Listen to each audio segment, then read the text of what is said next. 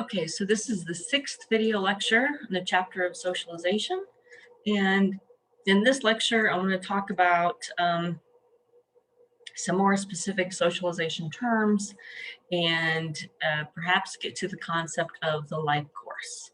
So several of these terms I've made reference to at another point in the lecture, but here's where they're explicitly described, and they may or may not show up on quiz questions. A couple of them I feel pretty confident will. For instance, this first concept, which is anticipatory socialization.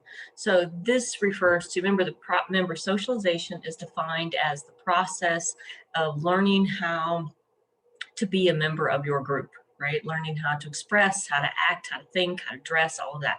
So anticipatory socialization is a kind of preparation for a group membership.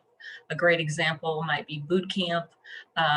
We do that here at the technical college when our nurses wear scrubs, even though they're not like actually in the health, like they're not in the hospital, they're not in a clinical setting, but they still wear the scrubs. They're preparing. A lot of times, even in the school setting, we talk about how it's important for people to be on time because when you become an employee, that's anticipatory. So even in middle school or elementary school, when we talk about being punctual, that's all because one of these days you're going to need to be prepared for whatever your future occupation is. Or we even may say that to our kids, when you grow up, you're going to need to know this. Gender socialization is what we've talked about before. That is how you learn how to be a boy or a girl, right? You learn that boys play with these kinds of toys, girls play with these kinds of toys, boys wear these kinds of clothes, girls wear this. This is how we interact, right? That's gender socialization. Racial and ethnic socialization. Now, this concept, it doesn't show up in every single textbook, but it is a contemporary concept that is a way of thinking about what race is, and it suggests that we socialize our children, that different racial groups socialize their children with the different ways of being. So in the Black community, they talk about how parents have to give their Black sons the talk. And the talk refers to when you get pulled over by a police officer, you keep your hands at 10 and 2. You say, yes, sir. You don't, how you have to act in certain situations. And these are not talks necessarily that white mothers have to give their white sons, right? But what it means or how you can expect the world to interact with you. That's what's meant by the racial and ethnic socialization. I forget what the reference, I don't have an example for Jewish socialization. Well, I guess that would be things like what foods to eat, what's considered kosher, and how you wear your, I don't know the term for it, but your head covering, your prayer shawls, all of that is part of your racial and ethnic culture socialization. I mean, even in the church that I grew up, when we go through confirmation, that's part of the socialization to be part of your faith community.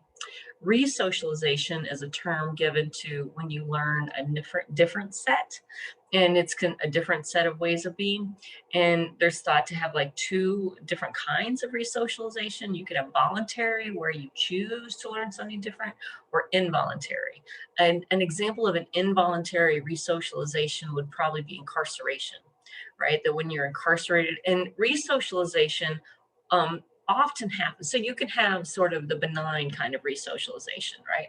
When you go from middle school to the high school and you have to learn the new rules about the bells and the lockers and where to eat lunch, or when you go from, say living in rural Kansas to urban New York, right? You have to learn new ways of personal space and new places to park your car. You have all of those sort of benign re-socialization. But when you experience what's called a total institution, and this is a kind of social structure that's completely, that totally controls all aspects of your life, like what you wear, what you do. The two examples that the most sort of fundamental examples would be the military and prison. Both of those are considered total institutions. Certainly boot camp is a total institution, and they the re-socialization process includes a degradation ceremony. And a degradation ceremony is where we strip away, right? It's all a process of re-socializing you into a different way, or a different group, so to speak. And it strips away your old personal identification markers. So in both of those cases, right, you lose your civilian clothes. You may get an orange jumpsuit, or you may get a uniform. You may get your hair shaved off. You're assigned a bunk. You're assigned a cell. You're assigned, right? And all of these personal identification markers. Your hair, your jewelry, your civilian clothes, all of those. And then they're replaced. Now, the difference between what we do in prison versus boot camp is there is no rebuilding, right? In prison, you're thrown in there, and you gotta make it or not, right? So you may be rebuilt in a gang, for instance, or you may live a very isolated life, but certainly in a boot camp experience, you're going to be rebuilt to a member of a group, re-socialized. Here's a new set of values, a new way of thinking about yourself, a new group identity, and all of that is part of an example of re-socializing you. Re-socializing as part of a total institution that involves a degradation ceremony. See, you can throw on all these fancy words. Looky here, we get to switch slides in the same lecture video. All right, this is the last concept for this chapter, and this is what's called the life course. And the life course is a socially constructed idea that suggests that as we move through life, as we move through our biological age from birth to death, as our body ages and wears out and dies, right, we're moving through these socially determined stages. So the life course is said to be biologically based. So it's based on your biological life, right? How many days, how many years you have been outside your mother's womb before your body dies. Biologically based, but it's determined by society what your place is. Are you a child? Are you an adult? Right? Are you old? So the life course is biologically based, but socially determined. And the sociological significance, this is an important concept, because I'll ask you, when you ever hear the phrase sociological significance, that is sort of like, so what, right? The sociological significance of the life course is that each of these different stages has a different set of rules. So as we move from being a child to being an adult, we have to be re-socialized. We have to, if you were to carry on the same behaviors at 25 years old that you had when you were 12, right? People would say, what's wrong with you? You were not appropriately socialized, because the rules change over these arbitrary, again, sociologically, not psychologically, but over these arbitrary social markers that we think of as age, right? The rules change. And so this is a list of some of those different stages. And what's interesting is that the reason we say they're socially constructed is because not all of these groups, these stages have existed throughout time. For instance, childhood is considered relatively modern. Once upon a time, the only reason we treated children differently than we treated adults was because they were smaller and weaker and couldn't carry as many rocks, right? There wasn't this notion that a child was special or that childhood was sacred. They were just smaller adults, right? Adolescence is even more of a social construct. Not all cultures even have a concept of between childhood and adulthood. Right? Some cultures, you are a child, you jump over a certain number of cows, and now you can get married. And now you are an adult. You are a child until you have your first menstrual period, and now you're an adult. There is none of this in between.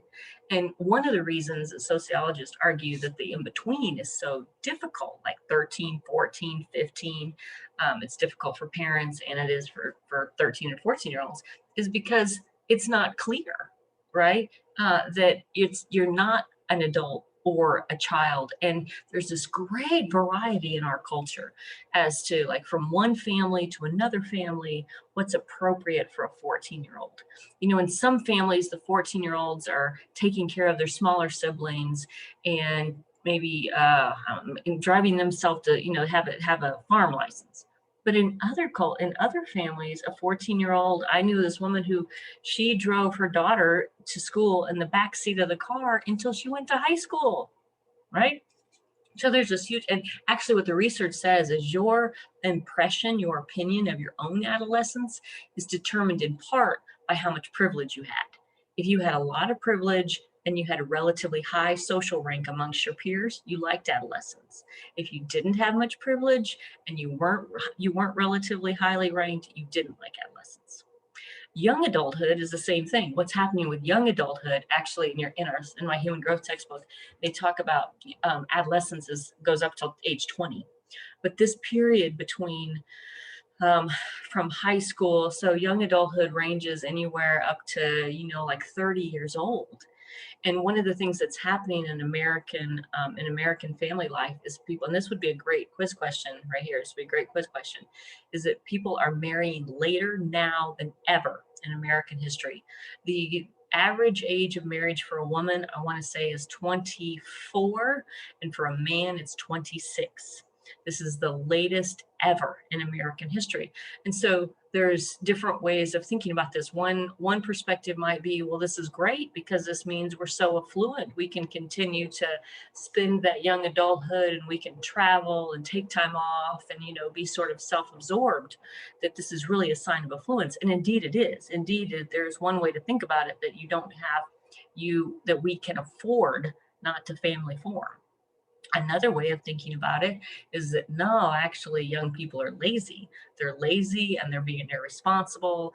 And the reason they're not getting married and starting families is because their expectation of a standard of living is so high that they choose, like my son, right? There's a term called adult essence, and it's the term adolescence and adult put together. Adult essence is my son, 27 years old, lives in his parents' basement and spends all of his money on video games, right? That's an adult essence, because in essence, they're accustomed to having a specific standard of living, and they're unwilling to make the financial sacrifice and the discomfort, and so they choose to delay family forming. So I'll leave that to you to decide if that's a good thing. Is that a good thing or that's a bad thing?